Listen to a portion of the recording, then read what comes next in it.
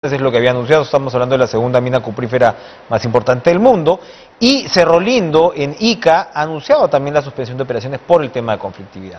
¿Dónde estamos parados realmente? ¿Qué tan grave es? ¿Cómo vamos avanzando? Vamos a conversarlo con Ana Leiva, abogada de Cooperación, organización que precisamente ha presentado el reporte del Observatorio de Conflictos Mineros del segundo semestre del año 2021, me parece que el día de hoy. ¿Cómo está, Ana? Gracias por estar con nosotros. Gracias por la invitación. Bueno, primero, ¿han presentado hoy este observatorio? Sí. ¿Cuál es el mensaje que nos trae?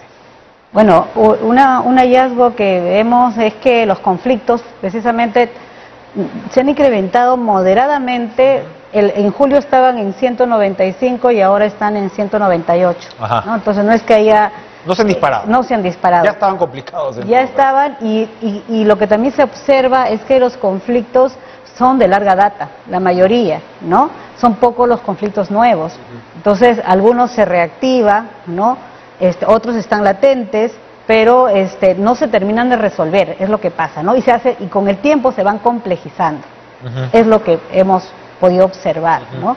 Ahora, otro punto que ustedes encuentran, que es claro, evidente, es que en buena parte de donde hay conflictividad minera, el señor Castillo obtuvo una votación en algunos casos por encima del 90% para la segunda vuelta.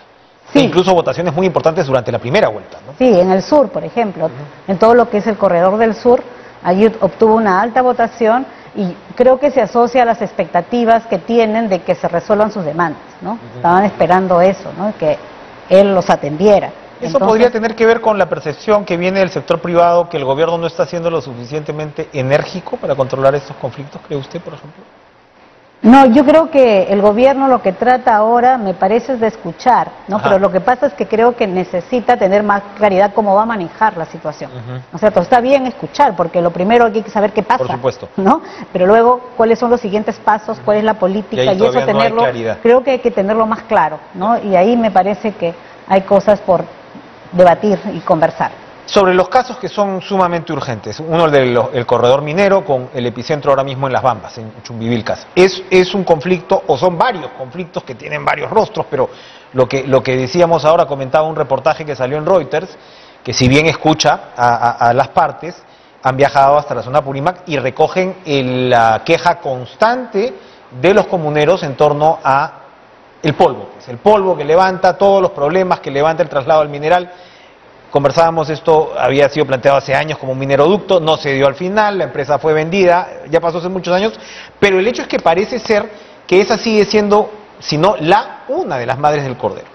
Sí, justamente cuando se cambia de medio de transporte, de un transporte que era de alta tecnología, a una carretera que era muy precaria, porque en algunos tramos ya estaba, en otros se construyó, pero de manera muy precaria, y no estaba asfaltada. Entonces iba a pasar transporte de carga pesada, numerosa, por una carretera en esas condiciones. Evidentemente iba a traer problemas. Sin embargo, eso se pasó por alto y se permitió en la modificatoria del estudio de impacto ambiental, ¿no? Entonces ahí ya, y además se consideró, que no tenía zona de influencia, que no había impactos. Entonces no se determinó zona de influencia y no se determinó impactos.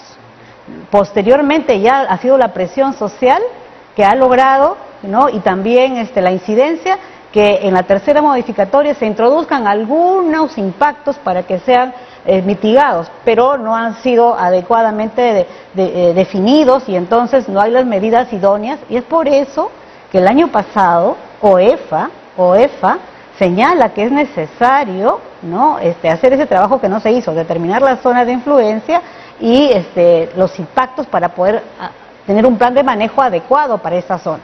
Entonces seguimos arrastrando, por ejemplo, qué impactos viene generando a lo largo de la carretera, ¿no? El polvo en los pastizales, en las personas, eso todavía no está determinado. Entonces, y se llega a soluciones por fuera que son temporales, ¿no? Que no calman un poco los ánimos, pero que no resuelven los problemas de fondo que están ahí. Ahora, la probable paralización de Las Bambas, ¿cuál es la motivación? Porque sabemos que también hay otro tipo de protestas, los comuneros que piden pues ser proveedores, ¿no? de la mina, y está el tema de los camiones, entonces está también el enfrentamiento entre Apurímac y Cusco al respecto. ¿Dónde está el meollo ahora mismo de lo que podría ser esta paralización?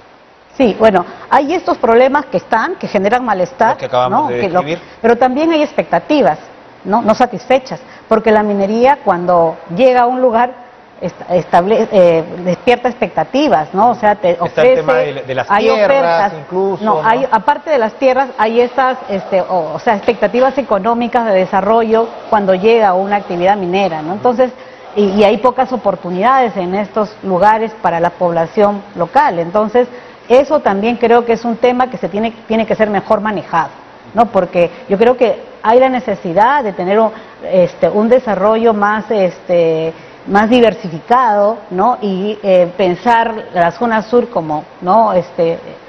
A partir de sus potencialidades y sus posibilidades, ¿no? Y con otras opciones además de la minería, porque si no todo se embalsa, ¿no? Y aparte también está el tema de las tierras que tampoco ha sido resuelto, ¿no? Ellos reclaman básicamente un nuevo pago de las tierras, ¿no? No ha habido pago allí. Ya. Hay unos papeles que se han perdido y hay toda una controversia entonces. No, o sea, se construyó parte de los tramos de la carretera, se ha construido sobre tierras comunales o tierras de privados, sin haber pedido el permiso para hacerlo, la autorización, y sobre eso no ha habido ninguna negociación en la zona de Chuquivilcas.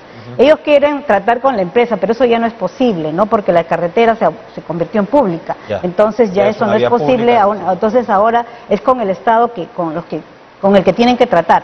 Y por el otro lado, en Apurímac, sí, allí y se inició un proceso de negociación de tierras que no ha culminado, porque hay diferencias en los precios, ¿no? Lo que ofrece el Estado y lo que ellos esperan. Entonces, es un tema que tendría que resolverse. Entonces, yo he estado con la gente de Apurímac, ¿no? Y es eso, es un tasador, ¿no es cierto?, independiente, que permita, ¿no?, establecer un precio justo por las tierras que se han ocupado, ¿no? Entonces, eso es finalmente que hay que hacer. Estamos hablando de cosas muy concretas. Son cosas muy concretas que creo que el Estado, ¿no?, con sus mecanismos debería poder solucionar. Entonces, lo que nosotros planteamos es la necesidad de fortalecer la institucionalidad, que es todo lo que uno ve es debilidad institucional. O sea, primero el EIA, la modificatoria que no hizo lo que tenía que hacer, ¿no es cierto? Y pasó por alto cosas que ahora las estamos pagando, ¿no? Se están arrastrando, no se terminan de resolver. Y entonces, y también esto de las tierras, por ejemplo, también hay un problema de institucionalidad, se saltó un procedimiento, ¿no? Porque la negociación de tierras es parte del proceso para establecer una carretera, ¿no?, o para ampliarla. Entonces, eso debió darse y no se hizo adecuadamente. Entonces, se saltó un procedimiento igual, ¿no? Y las consecuencias son estas, ¿no? Y todo el tema de las expectativas económicas también, cómo las manejas, ¿no es cierto? Porque, claro, no todo se va a canalizar a través de empleo en la minería, porque eso no es posible. Entonces, pero eso hay que saberlo manejar, ¿no? Y hay que generar oportunidades. Pero ahí está la famosa discusión de, bueno, que qué se ha hecho con el canon, cómo se ha invertido el dinero también que la minería ha pagado en impuestos, en tributos, etcétera. La empresa recién empieza a pagar tributos y por lo tanto va a haber canon a partir del próximo año, ¿no? Porque los primeros años recupera inversión. Era un trabajo que tenía que hacer el Estado en todo caso de preparación, de allanamiento, o de repente la empresa debió tener un poquito más de iniciativa, ¿no? Sí, ¿no? Entonces, son todos esos temas que se tienen que plantear, ¿no? Y que no se ven, y entonces llegamos a este tipo de situaciones. Entonces, nosotros lo que venimos planteando es eso, ¿no? Un desarrollo para estas zonas, ¿no?, que implique diversificación productiva, mayores oportunidades, la segunda reforma agraria tal vez ayude en eso, ¿no? También el fortalecimiento institucional, porque creemos que las mesas de diálogo deben canalizar los problemas a través de la institucionalidad ya existente para resolver y que sean las entidades competentes, ¿no?, que resuelvan finalmente, ¿no?, con mecanismos que sean mejorados y justos. Se suponía, para terminar, que Mirta Vázquez de la PCM estaba presentando, impulsando lo que ella llamaba una nueva forma de negociación, de escuchar. Usted señala que ahora mismo se está escuchando a las comunidades, pero bueno, ya vamos viendo que es complicado. ¿Cuánto ha avanzado por ese lado la PCM? ¿O no ha avanzado mucho? Yo lo que vi en el conflicto de Ayacucho, y ahí es un tema controversial, es que hubo un intento de eso, de canalizar a través de la institucionalidad. Por ejemplo, había preocupaciones por el agua, había denuncias, y entonces eso se canalizó a través de OEFA. Y luego hay una preocupación porque el agua de las cabeceras se puede haber afectado, entonces porque la presión que puede haber en esos territorios, y entonces se planteó la delimitación y zonificación de la cabecera de Cuenca, que es una manera de evaluar la situación, que me parece que no está mal, ¿no? Pero se cometieron otros errores a la vez, ¿no? O sea, eso que sí me pareció adecuado, pero todo fue borrado en medio de esta controversia famosa de los cierres. Y ahí se distorsionó todo con la discusión que se dio. Sí, eso Bien. es. Vamos a ver, ojalá la institucionalidad pueda primar, ¿no? En medio de esta situación tan compleja que usted describe, más que compleja, diferenciada, ¿no? Sí. Es una estrategia que hay que abordar según cada caso, ¿no? Más porque la minería está creciendo, nuevamente vemos un superciclo que se avisora, ¿no? Y una nueva expansión, y además con esto de la transición energética, el cambio de matriz, le van a demandar mayores, cobre. Claro, cobre, litio y otros aluminio y otros minerales, y entonces va a haber más presión, y si no fortalecemos la institucionalidad vamos a tener mayores problemas. Importantísima advertencia. Ana Leiva, abogada de Cooperación, gracias por estar con nosotros esta noche. Usted. Vamos a ir a una